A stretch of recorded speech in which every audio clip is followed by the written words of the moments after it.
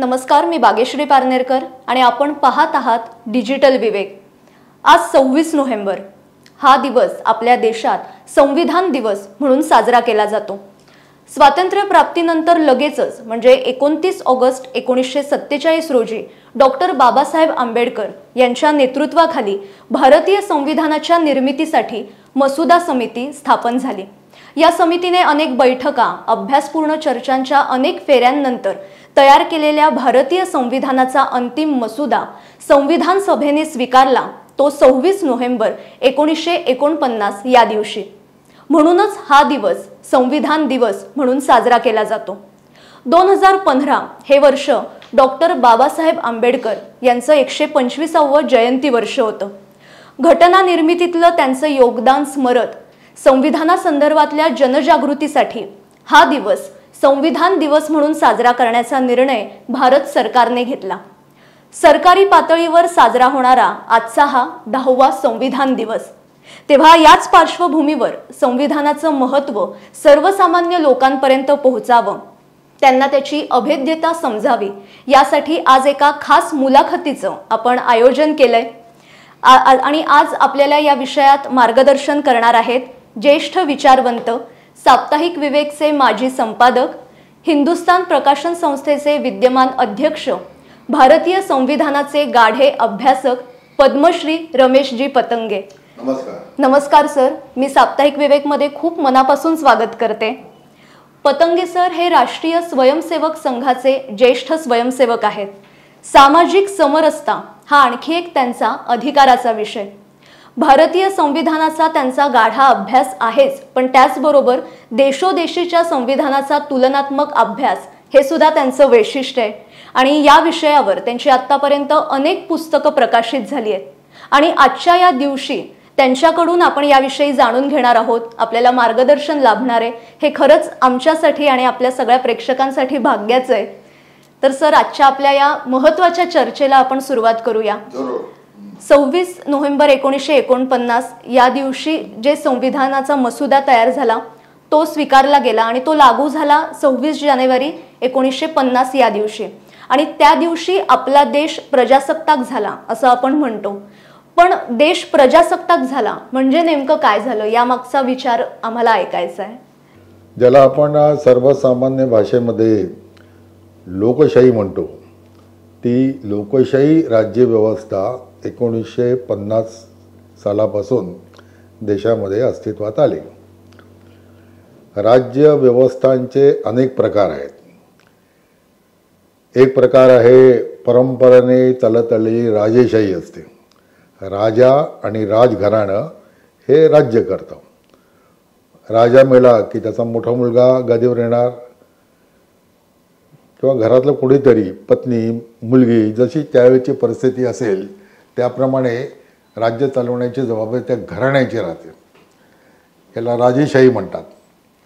दुसरा प्रकार असतो तो हुकुमशाहीचा असतो। हुकुमशाहीचे सुद्धा अनेक प्रकार आहेत। लष्करी हुकुमशाही, एखाद्या व्यक्तीची हुकुमशाही, तर अशा सगळ्या हुकुमशाही पद्धतीने जी राजवट चालते ती हुकुमशाही राज्य पद्धती असे म्हणतात। आणखीन एक राज्य पद्धतीचा प्रकार आहे तो म्हणजे एकपक्षीय सरकारची राजवट, जी रशियामध्ये 1917 पासून 1990 सालापर्यंत अस्तित्वात होती। आज चीनमध्ये ती आहे। तिथे अन्य कोणत्याही दुसऱ्या राजकीय पक्षाला, विचारधारेला काही थारा नसतो, मांडता येत नाही। कोणी मांडण्याचा प्रयत्न केला त्याला एकटं ठार करण्यात येतं किंवा तुरुंगात पाठवण्यात येतं किंवा देशाबाहेर हाकललं जातं। दुसरा कुठला विचार आमच्या देशामध्ये चालणार नाही, अशी ही कम्युनिस्ट विचारधारा। त्याचेही अशा एकपक्षीय राजवटीचे 3 प्रकार आहेत। एक आहे नाझिझम, जो मुसोलिनीचा इटलीमधला आहे। फॅसिझम, आपल्या फॅसिझम हा इटालीमधला आहे मुसोलिनीचा। नाझिझम हा हिटलरचा जर्मनीमधला आहे। आणि कम्युनिझम हा रशियातला आहे। तर आपल्याकडे अशा कुठल्याही राजवटीचा स्वीकार आपण केलेला नाही। आता का केला नाही? तशा राजवटीत असाव्यात असा मानणारा वर्ग नव्हता का? तर कम्युनिस्ट होते देशामध्ये, संविधान सभेतही होते त्यातले काही जण, त्याची मागणी होती तशी करण्याची, पण ते इतके मायनॉरिटीमध्ये होते की त्यांच्या बोलण्याला कोणी काही किंमत दिली नाही. आणि अशा प्रकारच्या राजवटी भारतात येऊ शकत नाहीत. याचं कारण असं की भारतातलं सगळं जनमानस आहे हे लोकशाही मूल्य जगणारं जनमानस आहे. त्याची मुळं लोकांच्या सगळ्या जीवनशैलीत असावी लागतात. आपल्याकडे अमर्याद विचार स्वातंत्र्य आहे. ईश्वर मानणाराचा इकडे सत्कार होतो, न मानणाराचाही सत्कार होतो. अशी सगळी विविध प्रकारची इथे आहेत. विविध भाषा बोलणारे लोक आहेत, विविध प्रदेश आहेत, नैसर्गिक विविधता आहे. प्रत्येकाचा आपापल्या पद्धतीने अभिव्यक्त होण्याचा त्याला पूर्ण स्वातंत्र्य असतं. एकच पोशाख घातला पाहिजे असं काही देशामध्ये नाही आहे. दक्षिणेतला माणूस लुंगी घालेल, तीच लुंगी उत्तरेमध्ये धोतर म्हणून वापरते, आणि त्याच लुंगीचा पंजाबमध्ये ते मोठे पायगोळ पायजामे वगैरे वगैरे करून वापरतील. असा ते प्रदेशानुसार सगळं ठरत असतं. तर अशा देशामध्ये हे अशा प्रकारची एकपक्षीय एका घराण्याची एका विचारधारेची राजवट येणं हे असंभाव्य गोष्ट आहे. आणि म्हणून ते प्रजासत्ताक 1950 साली जे अस्तित्वात आलं ते दीर्घकाळ आपण पारतंत्र्यात असल्यामुळे आणि या नवीन राजवटीची ही सुरुवात झालेली आहे. तेव्हा ते आपल्या DNA मध्ये आहे असं म्हणायला पाहिजे. म्हणजे तुम्ही जे आत्ता म्हणालात की आपल्याकडची विविधता आहे किंवा आपल्याला जे स्वातंत्र्य आहे त्याचा मूळ गाभा हा आपल्या संविधानात आहे. म्हणजे त्याने आपल्याला हे सगळे निर्णय दिलेत. पण जेव्हा हे संविधान तयार करत होती मसुदा समिती, तेव्हा वेगवेगळ्या देशांच्या संविधानाचा यात अभ्यास केला गेला. म्हणजे आपल्या देशाच्या संविधानावर विविध देशाच्या संविधानाचा एक प्रभाव आहे. तर तो नेमका काय आहे? लिखित संविधानाचा म्हणून जगाचा एक इतिहास आहे. तो इतिहास असा आहे की 1787 साली, म्हणजे आज मागे गेला तर 240 वर्षापूर्वी अमेरिकेमध्ये फिलाडेल्फिया इथे त्यावेळेला अमेरिकेत 13 राज्यांची होती. त्या 13 राज्यांचे 50 प्रतिनिधी बसले. एका वेळेला सगळे 50 असत असं नाही, कारण त्यावेळेला मोटर गाड्यांचा वगैरे काही शोध लागलेला नव्हता. आणि देशाचा एक संविधान करण्याचा त्यांनी प्रयत्न केला. 89 साली ते संविधान अंमलात आणलं गेलं. आपल्याकडे जसं 50 साली आणलेलं तसं 89 साली ते अंमलात आणलं गेलं. हे जगातील लोकशाही राजवटीचं पहिलं संविधान मानलं जातं. आणि म्हणून अमेरिकन माणसं विचार करणारी ते गमतीने म्हणतात की जगाला एक्सपोर्ट करण्याची एक वस्तू आमच्याकडे आहे जिच्यावर 0 टॅक्स आहे, म्हणजे ट्रम्पसुद्धा लावू शकत नाही. ते म्हणजे अमेरिकेचं संविधान, त्याच्या संकल्पना. तर या अमेरिकन संविधानाने लोकशाहीच्या कोणत्या संकल्पना स्वीकारल्या?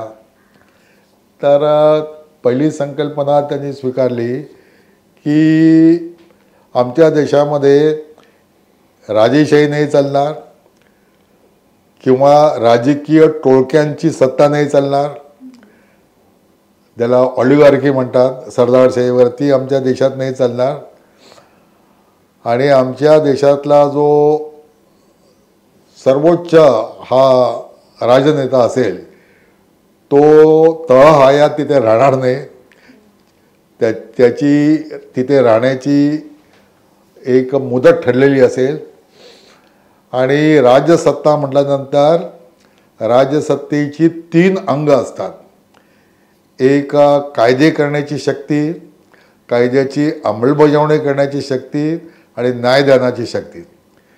त्याला म्हणतात legislative power, executive power and judicial power. तर या 3 शक्ती जेव्हा एकवटतात, एका केंद्रात येतात, तेव्हा हुकुमशाही निर्माण होते. मग ती राजेशाही असेल, हुकुमशाही असेल.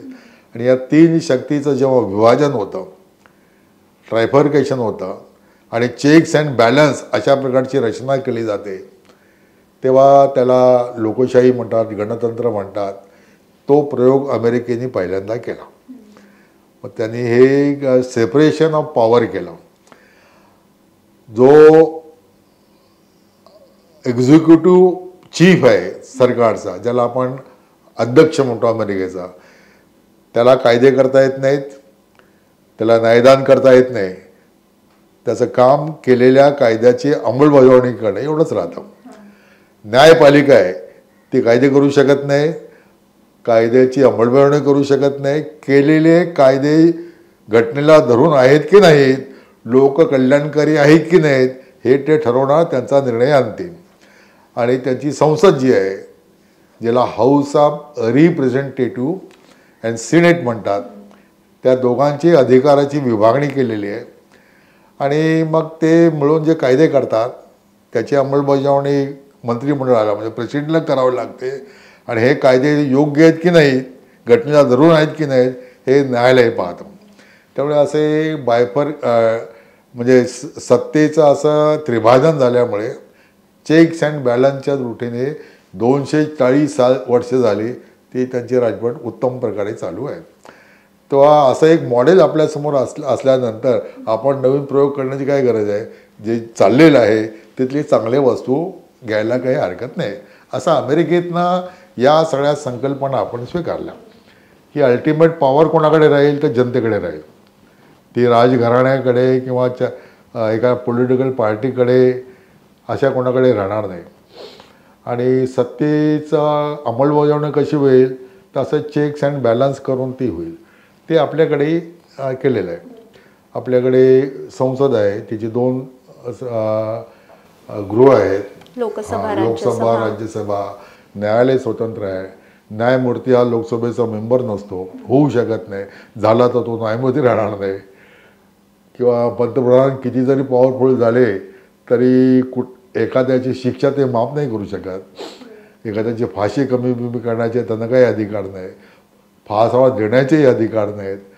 तर असे हे सगळं जे आहे, जसं राजाच्या काळामध्ये त्याला न आवडला त्याच्या मनाविरुद्ध कोणी काय त्याला पकडा, सुळावर चढवा, असा लोकशाहीमधला पंतप्रधान, राष्ट्रपती असे काही हुकूम काढू शकत नाही. आणि या संविधानामध्ये त्यापूर्वी अस्तित्वात आलेली जी संविधानं आहेत, 1938 साली आयरिश संविधान तयार झालं. आणि हे आयरिश संविधानातनं आपल्याकडे खूप काही विषय घेतलेले आहेत. त्यातलं आहे जे आपल्याकडे directive principles of state policy किंवा राज्य धोरणाची निर्देशक तत्त्वे म्हणतात, ती सर्व आयरिश संविधानातनं आलेली आहेत. संविधानाचं जे आत्मतत्व ज्या एका कलमामध्ये असतं ते आपलं कलम आहे कलम 21. ते जर काढलं तर ते लोकशाही संविधान नाही राहणार. कलम छोटंसं आहे. ते कलम असं आहे की कायद्याची प्रक्रिया पूर्ण केल्याशिवाय कुठल्याही व्यक्तीचं जीवन समाप्त करता येणार नाही, त्याच्या स्वातंत्र्यावर बंधने घालता येणार नाहीत. आणि हे कलम जे आहे हे अमेरिकन संविधानातून आपल्याकडे आलं, आयरिश संविधानातून आपल्याकडे आलं.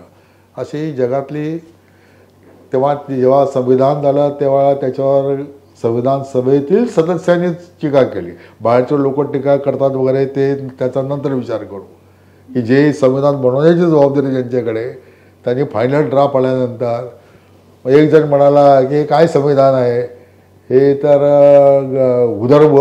उदार वसनवारीने केलेलं संविधान आहे. दुसरे म्हणाला की काय संविधान आहे, आम्हाला विणा आणि सतारीचे स्वर ऐकायचे होते, हे तर ब्रिटिश बँड झालेलं आहे.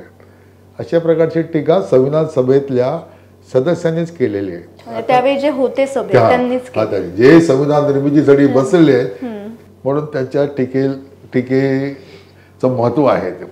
बाहेर राहून करणारे जे आहेत किंवा आता करणारे जे आहेत त्यांच्या बोलण्याकडे काही फार गांभीर्याने लक्ष द्यावं असा काही विषय नाही आहे. तर तो असा हे संविधान आपलं आंबेडकरांनी त्याला फार सुंदर उत्तर दिलं ते उत्तर असं दिलं की ज्ञानावर कोणाची मक्तेदारी नसते. संविधान हे एक ज्ञान आहे आणि जे जगामध्ये चांगलं आहे, आपल्याला अनुकूल आहे, ते आपण स्वीकारायला काय हरकत आहे. त्या चौर्यकर्म वगैरे असं काही होत नाही. आणि त्यामुळे ते हे इथे आपण कॅमेरा आणि हे लावून बसलो, हे काय आपल्या देशाने तयार केलं आहे काय. मग कोणी म्हणजे हे तुम्ही सगळं चोरीच वापरतात, हे जितकं हास्यास्पद होईल विचार, तसं संविधानातल्या कल्पना ह्या सगळ्या मानवजातीच्या असतात आणि त्या आपण स्वीकारल्या. पण त्या आंधळेपणाने स्वीकारलेल्या नाहीत. आपलं संविधान जे आहे हे जगातील सर्व संविधानांपेक्षा वेगळ्या प्रकारचं आहे. ते अशासाठी आहे की अमेरिकेने जी राज्यपद्धती स्वीकारली त्याला संघ राज्याची पद्धती म्हणतात, फेडरेशन म्हणतात. प्रत्येक राज्य स्वायत्त आहे, प्रत्येक राज्याची स्वतंत्र राज्यघटना आहे आणि प्रत्येक राज्याचा नागरिकत्व आहे. दुहेरी नागरिकत्व तिथे आहे. अमेरिकेचं नागरिकत्व, टेक्सासचा, कॅलिफोर्नियाचं नागरिकत्व असं आहे. त्यांची संविधान अलग प्रकारचे आहेत. ब्रिटनचं असं लिखित संविधान नसलं तरी त्यांच्या अलिखित संविधानाप्रमाणे ब्रिटन ही ज्याला संसदीय पद्धतीची लोकशाही आहे. आता कॉन्स्टिट्यूशनल लँग्वेजमध्ये हे दोन शब्द जे आहेत त्याला रोजच्या व्यवहारातले अर्थ नसतात, त्याचे अर्थ जरा स्पेसिफिक असतात. ते अर्थ असे आहेत, रिपब्लिक अँड डेमोक्रेसी.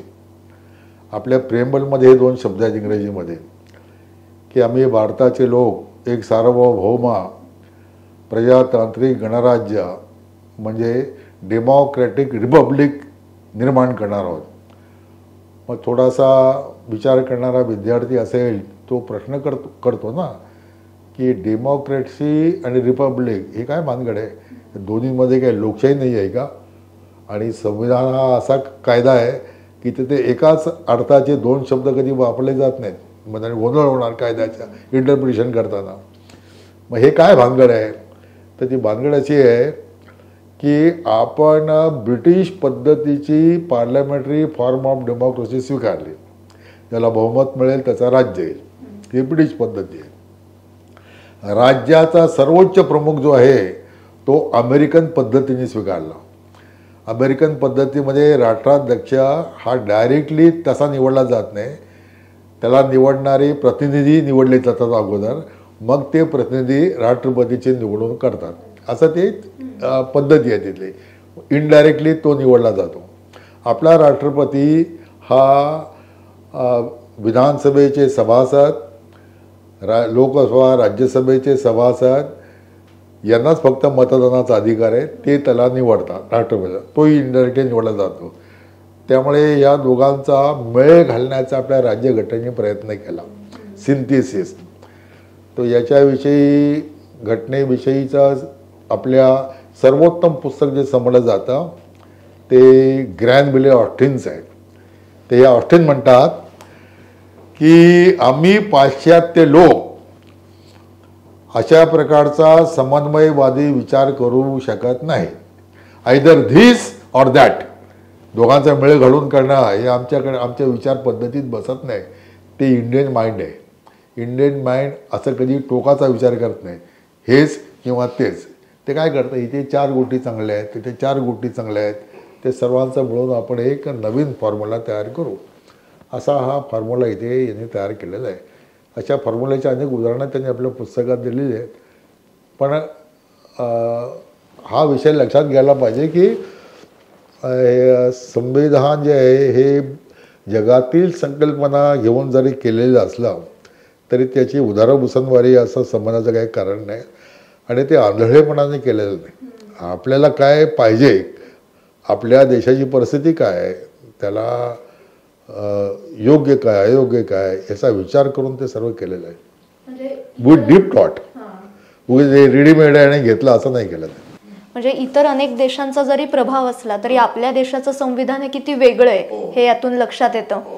आपल्या संविधानात जर पाहिलं तर स्वातंत्र्य, समता आणि सामाजिक न्याय यावर जास्त भर दिलाय. तर त्यामागचा नेमका विचार काय आहे?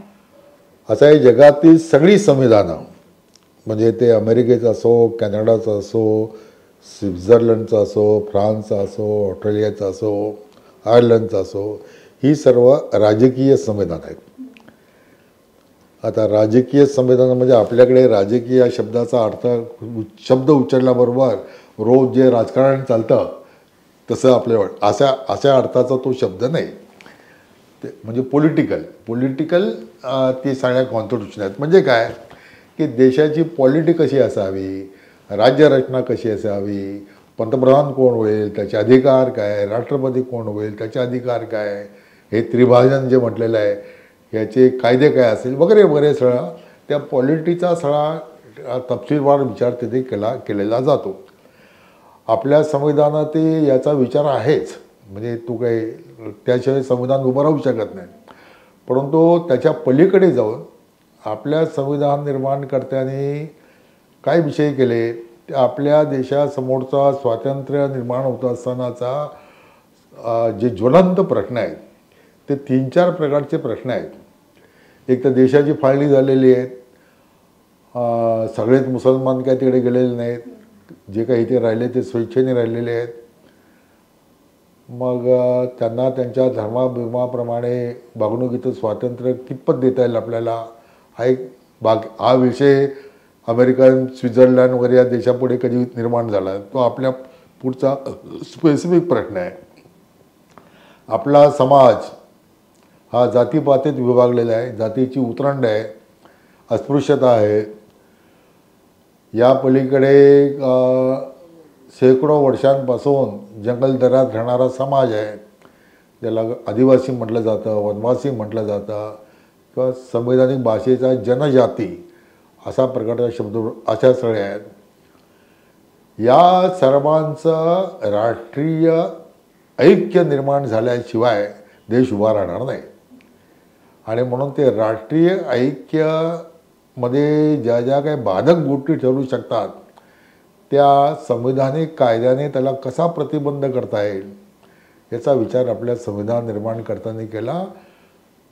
अशी चॅलेंजेस त्या अमेरिकन संविधान निर्माण करणाऱ्यांपुढे नव्हती, आयरिश संविधान निर्माण करणाऱ्यांपुढे नव्हती. म्हणून आपल्या संविधानाने सामाजिक न्यायावर अत्यंतिक भर दिला. आपल्या उद्देशिकेची जी प्रारंभीचे शब्द आहेत त्याच्यामध्ये हे राज्य आम्ही निर्माण करतो आहोत, सार्वभौम राज्य निर्माण करतो आहोत. कशासाठी? ते न्याय निर्माण करण्यासाठी. म्हणजे कोणत्या प्रकारचा ना, तर पहिला शब्द येतो सोशल, इकॉनॉमिक अँड पॉलिटिकल. देशाचं स्वातंत्र्याचं आंदोलन हे राजकीय स्वातंत्र्यासाठी चालू आहे, मग पहिला पॉलिटिकल का नाही आणला असा प्रश्न विचारला पाहिजे. सोशल का आणला? तर सामाजिक ऐक्य झाल्याशिवाय राजकीय ऐक्याला काही अर्थ नसतो. आणि म्हणून सामाजिक ऐक्य हा प्राधान्याने विषय आणला. त्याचे निर्णय शब्दप्रयोग येतात, सोशल जस्टिस, मग त्यातलं एक अंग येतं आरक्षणाचं अंग येतं, सर्वांना हा देश आपला वाटावा, हे प्रशासन आपलं वाटावा, सरकार आपलं वाटावं. तर तिथं तो माणूस दिसावा लागतो ना, हे तुमचं राज्य आहे आणि तुम्हाला येऊच द्यायचं नाही, नोकऱ्यात देणार नाही, निवडणुकीत उभंच करणार नाही. मग ते लोक काय म्हणतील की ते शब्द ठीक आहेत, पण तुम्ही तर सगळे रस्ते आमच्यासाठी बंद करून ठेवलेले आहेत. त्यामुळे सर्वांना रस्ते मोकळे करणं आणि हे राज्य सर्वसमावेशक राज्य होईल. लोकशाहीचा अर्थच असा आहे की ती सर्वसमावेशक असावी लागते. मग तिचा फोड करण्यासाठी शब्द प्रयोग पार्टिसिपेटरी लोकशाही पाहिजे, सहभाग पाहिजे. तर लोकसहभागाशिवाय कुठली गोष्ट यशस्वी होणार नाही असं अनेक राजनेते म्हणतात. त्याचा अर्थ असा होतो की सर्व लोकांचा त्या याच्यामध्ये सहभाग करून घ्यावा लागतो. म्हणूनच ते म्हणतात की लोकांनी लोकांसाठी लोकांकरवी चालवलेलं राज्य. हो, असं ते म्हणून ते सामाजिक न्याय, आर्थिक विषमता फार असू नये आणि प्रत्येकाला जीवन जगायचं आहे आणि जीवन जगण्यासाठी अन्न, वस्त्र, निवारा, शिक्षण, आरोग्य या सर्वाची काही ना काही हमी लागते. पशुसारखं माणसाला जीवन जगता येत नाही, त्याला काय कपड्या बिपड्याची काय आवश्यकता नाही आहे, तसं ते माणसाचं नाही आहे. माणसाला वस्त्र पाहिजे, घर पाहिजे. तर हे सर्वाची पूर्तता करणं हे राज्य शासनाचं काम राहील. म्हणून आपल्याकडे राज्याची प्रारंभापासून कल्पना केली गेली ती वेलफेअर स्टेट, कल्याणकारी राज्य, कल्याणकारी योजना करून ते सगळं करायला पाहिजे असं आहे ते. आपल्या देशाचा पूर्ण कारभार चालतो तो संविधानात दिलेल्या मार्गदर्शक तत्वांनुसार. पण मग आता ही मार्गदर्शक तत्व कोणती आहेत? हे मार्गदर्शक तत्व जे आहेत ते त्याचा एक चॅप्टर आहे भाग 3 मध्ये. त्याला इंग्रजीमध्ये directive principles of state policy म्हणतात. आणि ती कलम 37 पासून 51 पर्यंत अशी सर्व ती कलमं आहेत. ही कलमं सर्व आपण आयरिश संविधान, ही संकल्पना, कलमं नाहीत, अशा प्रकारची डायरेक्टिव्ह प्रिन्सिपल घेण्याची संकल्पना ही आयरिश संविधानाची आहे. त्याला तिथे सोशल प्रिन्सिपल्स म्हटलं गेलेलं आहे. ती आपण या ठिकाणी घेतलेली आहेत. संवैधानिक भाषेमध्ये मूलभूत अधिकाराचा तो एक भाग आहे, इतकं त्याचं महत्त्व आहे. त्याच्यामध्ये फरक असा आहे, 34 पर्यंत येणारे सर्व जे मूलभूत अधिकार आहेत 12 पासून 34 पर्यंत, तर त्याच्यावर जर काही अतिक्रमण झालं किंवा त्याची अंमलबजावणी नाही झाली तर कोर्टात जाऊन त्याच्याविषयी दाद मागता येते. म्हणून त्यांना जस्टिफायबल म्हणतात. कोर्टात जाऊन दाद मागता येतील.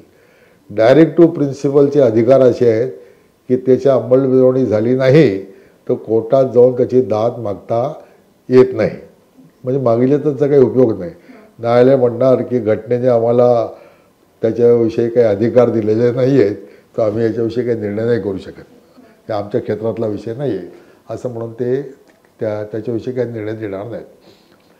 म्हणून या संबंधामध्ये संविधान सभेत जेव्हा चर्चा झाली तेव्हा काही सदस्यांनी असा प्रश्न निर्माण केला की ज्या अधिकाराची अंमलबजावणी करणं कंपल्शन नाही आहे, कायदेशीररित्या बंधनकारक नाही आहे, ते कशासाठी घटनेत ठेवायचे? ते शोभेची सगळी प्रिन्सिपल्स होतील. शाळेत जशी वचनं लावलेली असतात तसं ते आहे. तर बाबासाहेबांनी त्याला उत्तर दिलं चांगलं. म्हटलं की कोर्टात जरी त्याला उत्तर द्यावी लागली नाही तरी जनतेच्या न्यायालयात जाऊन पक्षाला त्याची उत्तर द्यावी लागतील. आम्ही 5 वर्ष काय केलं? ती डायरेक्टिव्ह प्रिन्सिपल जी आहे ती त्याची विभागणी केली जाते.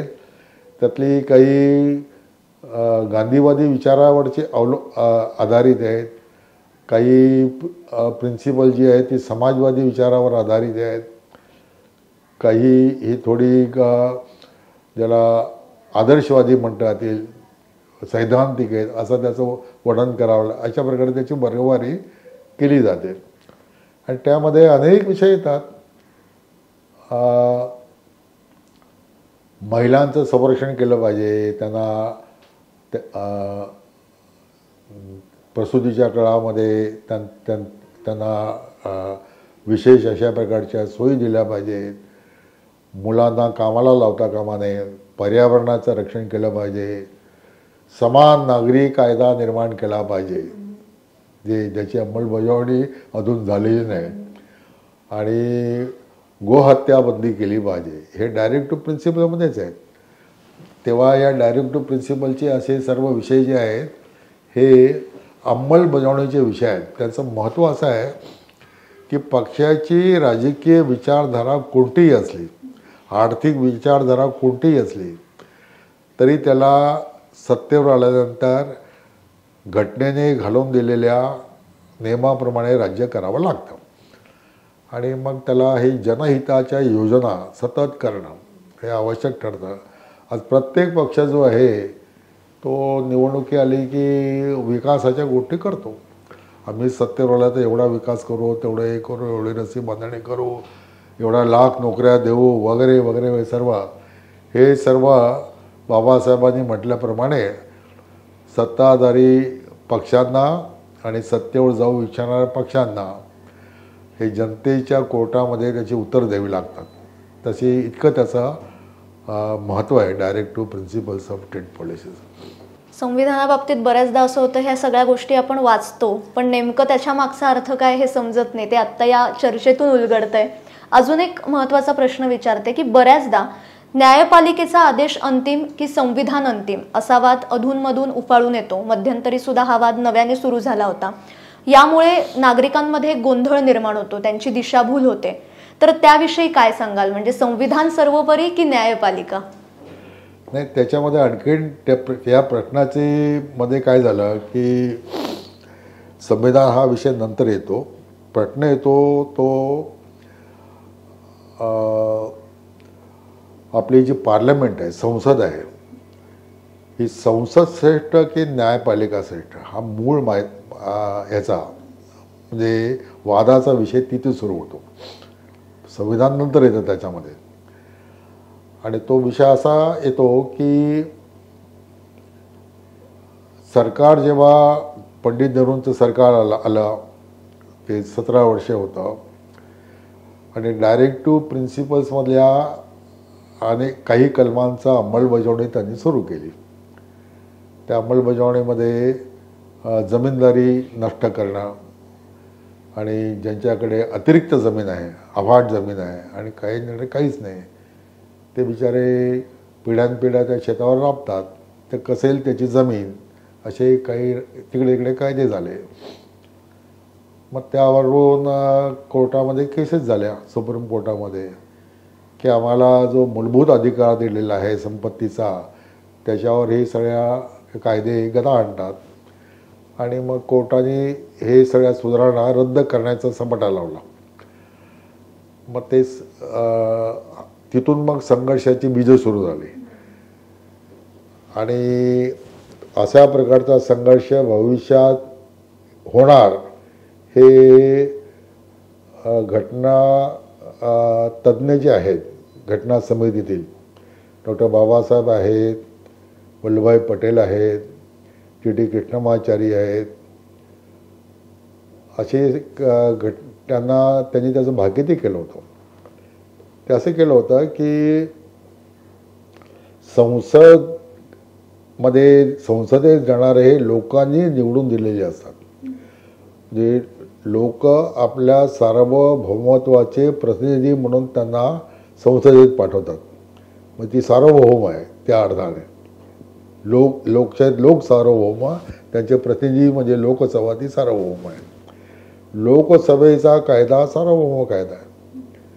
त्या कायद्यामध्ये बदल करण्याचा आणि रद्द करण्याचा न्यायपालिकेला काय अधिकार? न्यायाधीश जे आहेत ते काही लोकांनी निवडून दिलेले नसतात, त्यांची नेमणूक झालेली असते. हा खरा संघर्षाचा विषय सुरू होतो, हा तात्विक संघर्ष सुरू होतो. ब्रिटिश संसद जी आहे ती ब्रिटिश संसद ही ब्रिटिशांच्या अलिखित घटनेप्रमाणे सार्वभौम आहे. तिने केलेल्या कुठल्याही कायद्याला तिथल्या सर्वोच्च न्यायालयामध्ये जाऊन दाद मागता येत नाही, अपील करता येत नाही. हा कायदा जनहिताचा नाही म्हणून रद्द करा असा तो कोर्ट त्यांना सांगेल असा कोणी गेला तर हे आमचं क्षेत्र नव्हे, parliament law is ultimate law. मग तो त्याच्या पलीकडे काही लॉ नाही आहे. आणि ते पार्लमेंटरी खूप मॅच्युअर्ड असल्यामुळे ते लोकांच्या अहिताचे कायदे कधी करत नाही, हा भाग वेगळा. पण ते तिथे संसद ही सार्वभौम आहे. आपल्याकडे हा जो वाद सुरू होतो तो मागाशी म्हटल्याप्रमाणे निवडून दिलेल्या प्रतिनिधीची लोकसभा सार्वभौम का निवडून न दिलेल्या न्यायाधीशांची न्यायपालिका सार्वभौम होतो. आणि मग तिथे घटनेचा प्रवेश तिथे होतो. घटनेचं याच्यातलं काय म्हणणं आहे तर घटनेचं म्हणणं असं आहे की संसदेने कायदे जरूर करावेत लोकहिताचे वगैरे सर्व, परंतु केलेले कायदे जे आहेत ते घटनेने जे व्यक्तीला मूलभूत अधिकार दिलेले आहेत या अधिकाराचं हनन करणारे आहेत का नाहीत याची समीक्षा करण्याचे अधिकार सर्वोच्च न्यायालयाला राहतील. ती समीक्षा ते करू शकतात आणि ते तशी ते एक समीक्षा करतात.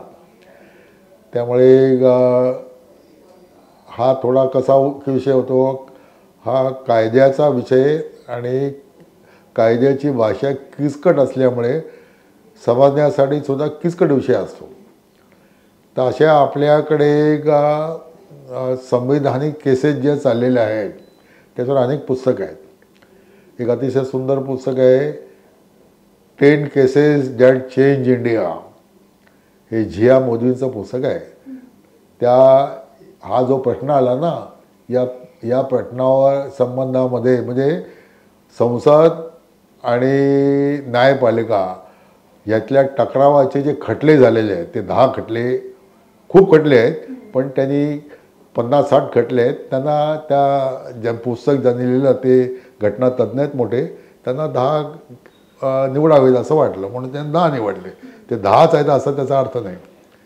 आणि मग त्यामध्ये कसे कसे निर्णय झाले.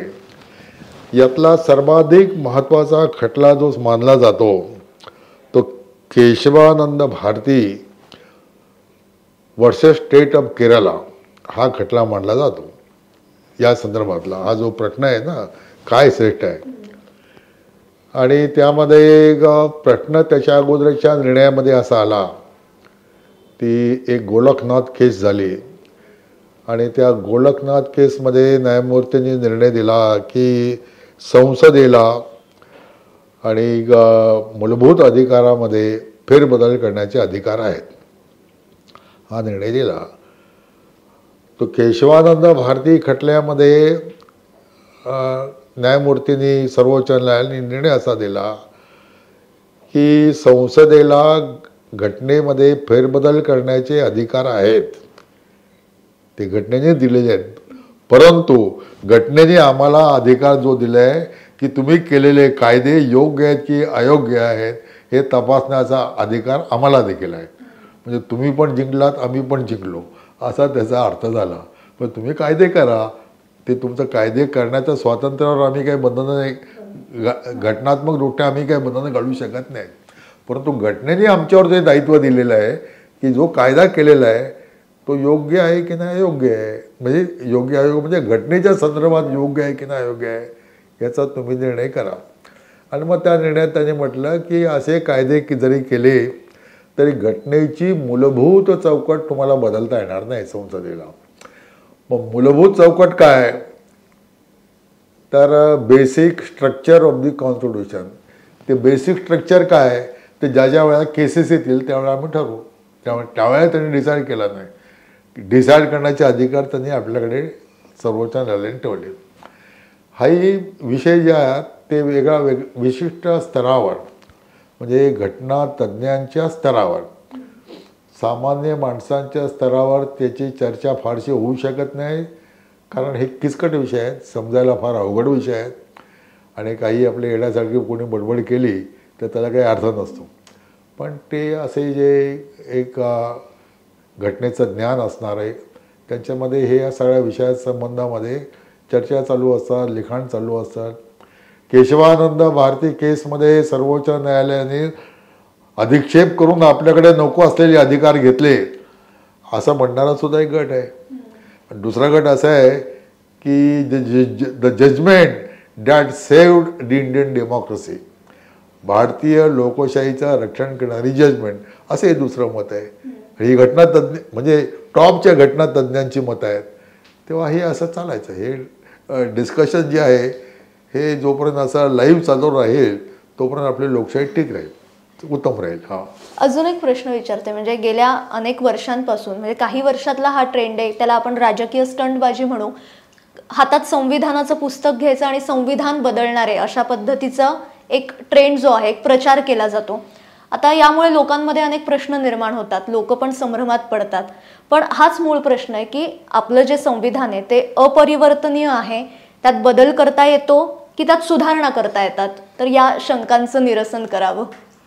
राजकारणी लोक आणि राजकीय पक्ष जे आहेत हे मतं मिळवण्यासाठी आणि सतत काही ना काही विषयांच्या शोधात असतात आणि त्यांची डोकी फार चालतात. ते त्यांना असं वाटलं हे मोदी सरकार जर घालवायचं असेल तर समाजातील जो पिछडा वर्ग आहे ज्याला या संविधानाने सगळं संरक्षण दिलेलं आहे, मग दलित, आदिवासी, वनवासी वगैरे वगैरे ह्यांच्यामध्ये जर आपण भ्रम निर्माण केला की वा हे जर सत्तेवर आले ते संविधान बदलणार. आता संविधान बदलणार म्हणजे काय, तुम्हाला मिळालेले जे आरक्षणाचे अधिकार आहेत ते सगळे काढून घेतले जातील आणि तुम्ही पूर्वी जसे राहतात तसंच तुम्हाला राहावं लागेल, अशी एक भीतीची त्याच्यात निर्माण करायची. असा एक ज्याला कावेबाजीचा आणि 100% असत्य अशा प्रकारचा एक नॅरेटिव्ह स्टोरी ते त्यांनी सगळी चालवली. आता हे राजकारणातले ज्यांच्या विरुद्ध ते चालवली त्यांनी त्यांचं तसं प्रभावी उत्तर द्यायला पाहिजे, तो त्यांचा प्रश्न आहे. तो काही आपण त्याच्या संदर्भामध्ये दोन्ही पक्षांना काही सांगू शकत नाही. पण सामान्य माणसाच्या रूटीने विचारायला त्याला एवढंच सांगू शकतो की संविधान हे काही मी घातलेलं शर्ट नव्हे की 2 दिवस घातला आता ते बदललं पाहिजे, काढलं आणि दुसरा नवीन शर्ट घातला. किंवा घर आहे 10 वर्ष राहिलं की असं वाटतं की चला नवीन घर घ्यायला पाहिजे, परिवार वाढला, माझं उत्पन्नही वाढलेलं आहे, घर विकून टाकलं, नवीन घर घेतला.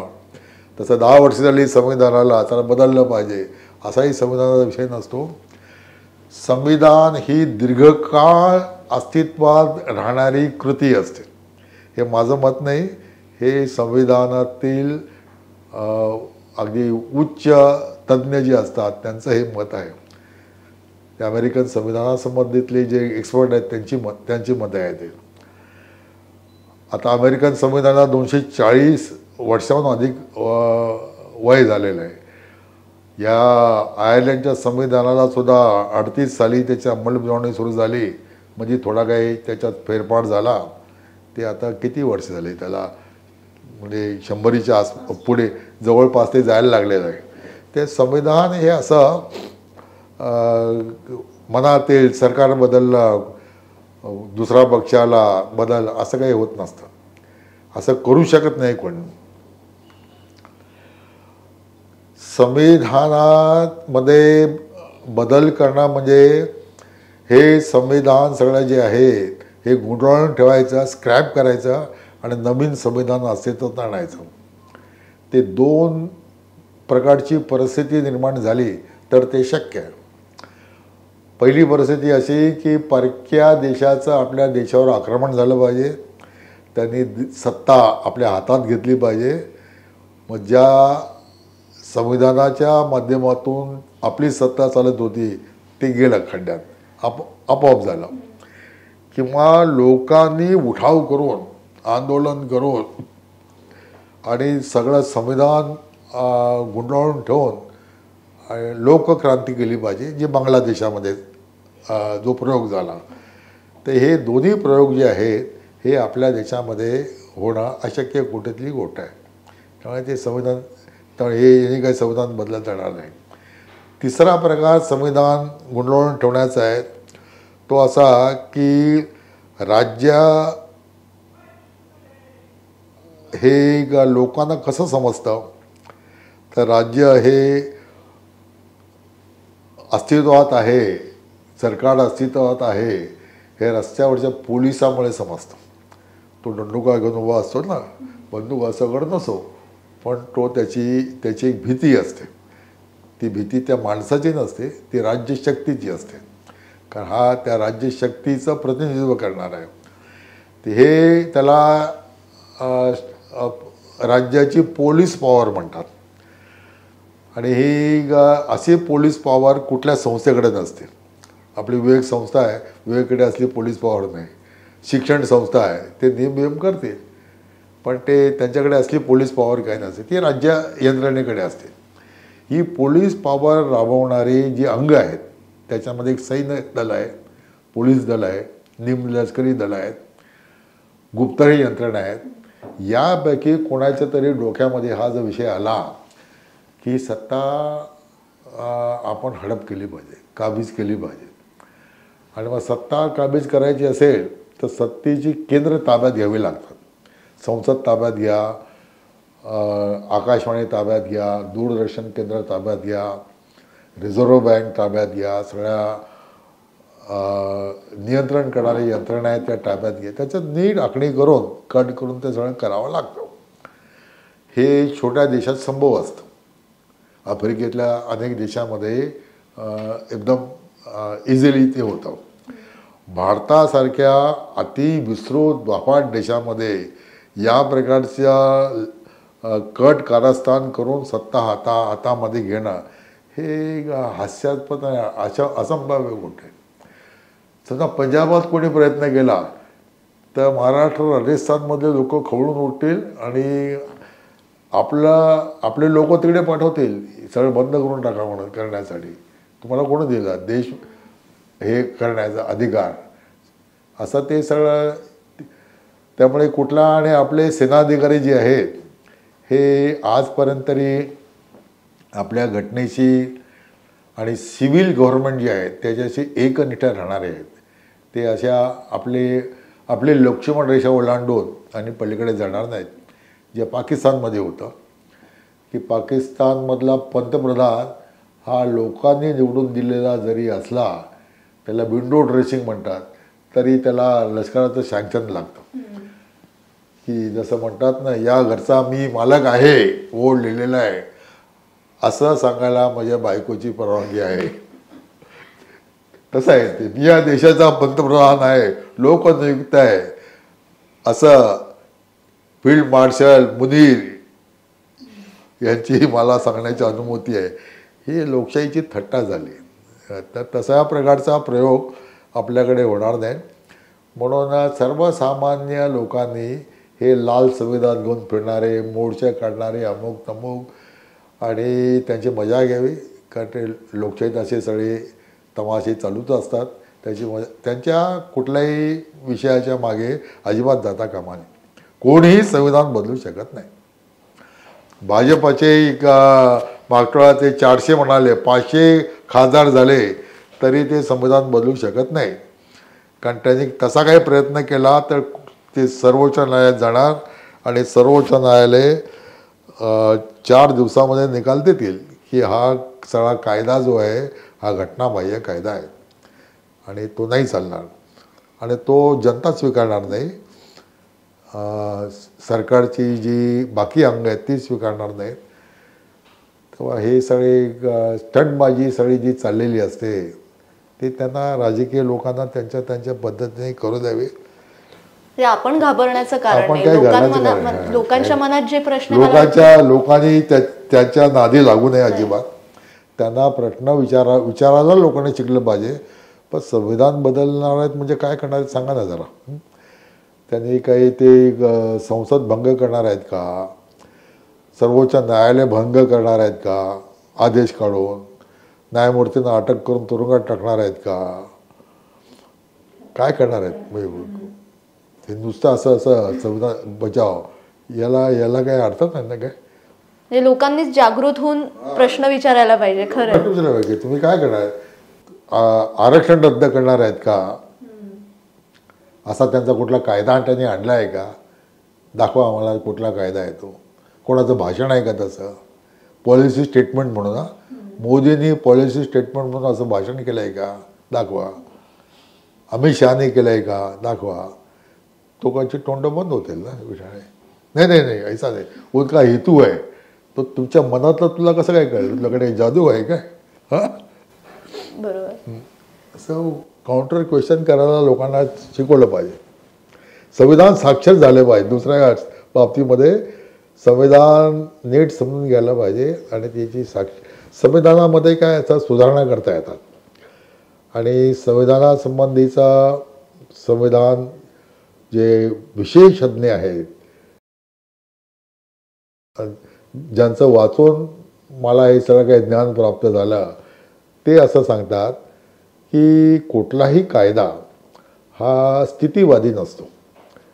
कायदा हा नेहमी विकसित जाणारी संकल्पना आहे आणि तो अपरिवर्तनीय आहे.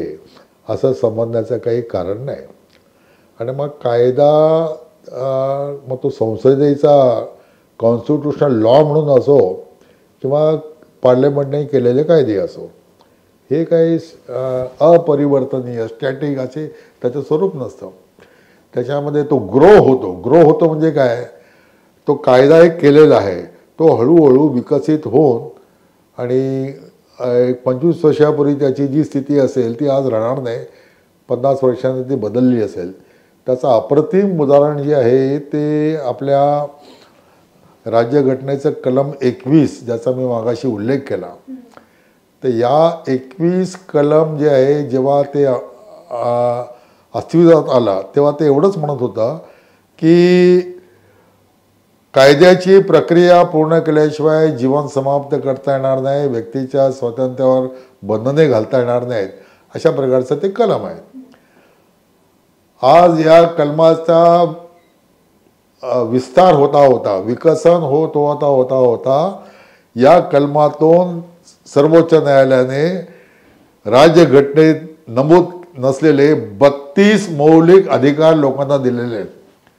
ते त्या कलमामध्ये दडलेले आहेत. म्हणाले व्यक्तीचे जीवन जगण्याचा अधिकार. जीवन म्हणजे काय, इथून सुरुवात केली. मग जीवन म्हणजे त्याला चांगलं शिक्षण पाहिजे, मग शिक्षणाचा मूलभूत अधिकार आला. जीवन म्हणजे त्याला निवारा पाहिजे, चांगल्या निवाऱ्याचा अधिकार आला, आरोग्याचा अधिकार आला. जीवन म्हणजे माझं एक खाजगी जीवन आहे, त्याच्यात कोणी ढवळाढवळ करण्याचा कोणाला अधिकार नाही, किंवा राईट टू प्रायव्हसी आला. असे सगळे 32 अधिकार एका कलमातून असे काढले गेले. याला आपण काय म्हणतो, मग ते कलम बदललं का, ते कलम बदललं नाही, ते कलमाचा विस्तार झाला, जैविक विकास झाला. असे अनेक कलमांचे जे विकास होत गेलेले आहेत. कलम तेच राहतं, मग त्याच्यामध्ये हे नवीन प्रकारचे विषय जे येतात ते त्याच्यामध्ये जोडले जातात. म्हणून ते संविधानाच्या हे सगळ्या प्रक्रिया ज्या आहेत ह्या संवैधानिक कायद्याच्या संदर्भातील असल्यामुळे त्या थोड्या किचकट असतात आणि समजायला थोडं अवघड जातं. परंतु सर्वसामान्य माणसाने या संविधानासंबंधी निर्धास्तपणे राहिलं पाहिजे. ते अशासाठी की आपल्या देशातील राज्यकर्त्यांची मानसिकता हुकुमशाही आणण्याची नाही. इंदिरा गांधींनी आणीबाणी जरी आणली तरी त्या जन्मता हुकुमशाह नव्हत्या. ते जन्मता हुकुमशाह कसे असतात हे समजण्यासाठी मुसोलिनीचं चरित्र वाचलं पाहिजे, हिटलरचं वाचलं पाहिजे, स्टालिनचं वाचलं पाहिजे, असे जगातील सद्दाम हुसेनचं वाचलं पाहिजे. मग तुम्हाला समजेल की इंदिरा गांधी म्हणजे त्यांच्या समोर इंदिरा गांधी या रांगती मुलगी आहे. ते त्यांनी आपली सत्ता राहावी म्हणून आणीबाणी वगैरे आणली. हुकुमशाहीचा एक 17 महिने त्यांनी करण्याचा प्रयत्न केला, पण शेवटी त्याच कंटाळ्याने त्यांनी ती उठवली. हे जगातला कुठलाही हुकुमशाह असं करत नाही. तो जो बॉर्न हुकुमशाह असेल त्याच्या याने, आणि हुकुमशाही मनोवृत्तीची जनता असावी लागते. हिटलर जर्मनीत का निर्माण झाला, भारतात का निर्माण होणार नाही. हिटलरचा प्रत्येक माणूस हा लष्करी माणूस असतो. तिथे परंपरेने लष्करी शिक्षण सर्वांना अनिवार्य आहे, शस्त्र धारण करणं अनिवार्य आहे, आणि सैन्य शिस्तीत जगणं ही तिथल्या समाजाला सवय आहे. लोकशाहीचा जो सगळा खेळ चालतो, हा एक बोलतो उद्या तो बोलतो, ते तिकडे तिथल्या लोकांना हे काय दारू पिऊन येण्यासारखी बडबड करतं असं वाटायला लागतं. त्यांचा स्वभाव तसा नाही आहे. म्हणून तिथे हिटलर निर्माण झाला. आपल्याकडे हिटलर निर्माण होऊ शकत नाही, कारण आपल्याकडे एक जण एक बोलणार, दुसरा तोच राहतं म्हणणार, तिसरा तोच बोलणार, चौथा तेच बोलणार. ते असं आपल्याकडे आपली ती पद्धती आहे. तर ही लोकशाही काही खतऱ्यात येत नाही, व्यक्तीचे अधिकार खतऱ्यात येत नाहीत, राज्यधोरणाची निर्देशक तत्व काही खतऱ्यात येत नाहीत. त्यामुळे याच्या संबंधीचा लोकांनी निर्धास्तपणे राहून हे केलं पाहिजे. या स्टंटबाजीला काही किंमत देऊ नये. मला वाटतं अर्ध्या किंवा पाऊण तासाच्या मुलाखतीतून संविधान हा विषय समजून घेणं हे खरंच अवघड आहे, पण तरी सुद्धा इतक्या कमी वेळात आणि सोप्या भाषेत पतंगे सर तुम्ही संविधानाविषयी सांगितलं, त्याबद्दल मी खरंच तुमचे मनापासून आभार मानते. आणि तुम्ही जो एक मुद्दा म्हणालात की आपण आर्थिक साक्षर होतो, पण आपण संविधान साक्षर सुद्धा झालं पाहिजे. आजचा हा दिवस आहे संविधान दिवस, तर या निमित्ताने आपण असं ठरवूया की आपण प्रत्येकाने आपल्या देशाच्या संविधानाचा थोडा अभ्यास करूया आणि संविधान साक्षर होऊया. आजच्या भागात इथेच थांबते, पण हा भाग तुम्हाला कसा वाटला ते कमेंट्समधनं नक्की कळवा. आणि अशाच महत्त्वाच्या विषयांसह आपण सातत्याने भेटणार आहोत. त्यासाठी साप्ताहिक विवेकच्या यूट्यूब चॅनलला आजच सबस्क्राईब करा. धन्यवाद.